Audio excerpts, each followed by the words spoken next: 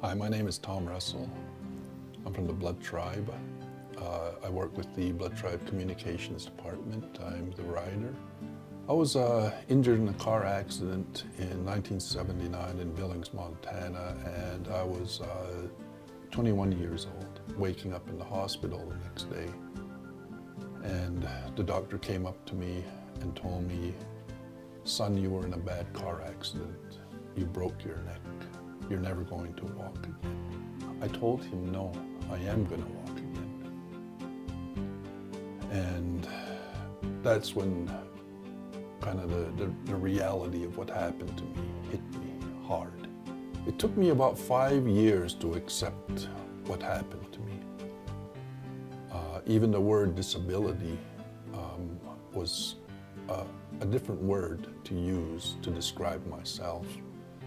I had to look at it as the old Tom Russell died in that ditch in 1979, and the new Tom Russell had to find a way to adapt. I had to learn how to become independent. And one way was my parents advocated to our Blood Tribe Chief and Council for me to get a house. I had to learn how to become positive. It's too hard to carry all that negative energy within you. It takes too much out of you. So I had to learn how to ask questions from the caregivers, from other people who are in the same circumstances as me. They know what people are going through. They're living that experience. I realized when I hit the moment, the lowest point in my life is when I broke down and cried. Once I finished, I felt almost relieved. I let go of all these fears and doubts, and I knew that there were more coming down the road, but at that moment in my life, I had to let it go. And for me, looking back on it now was a blessing. Some people say, "You're a man, you're not supposed to cry." Well, today, the way I look at it is, you're more of a man if you can cry. I was very fortunate to have family support. My sisters, I had 2 sisters who dropped their schooling to come and stay with me in the hospital. My parents would come up every weekend to stay with me.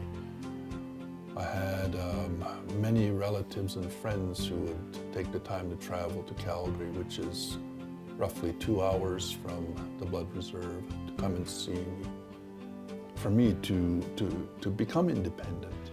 So I decided to go back to school. From there, I went to upgrading for a year.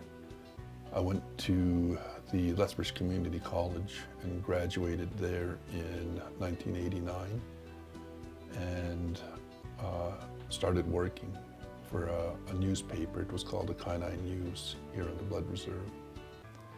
I worked there until 1991, until it closed, and then I started living with my present wife right now. We have 3 children, and I decided to go back to school. So I went to the University of Lethbridge and graduated there in 1998. But it was a tough road to take. It wasn't easy, but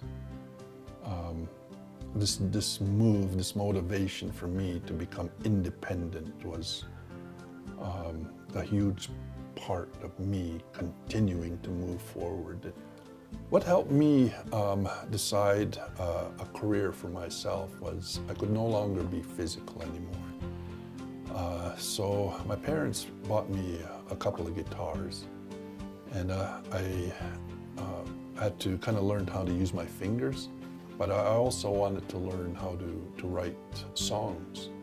So I started learning how to write songs, and then it kind of morphed into writing poems, and then short stories, And after going to school and everything, ultimately kind of leading up to producing magazines and writing for newspapers. So anything is possible. You gotta put your mind to it, and anything is possible.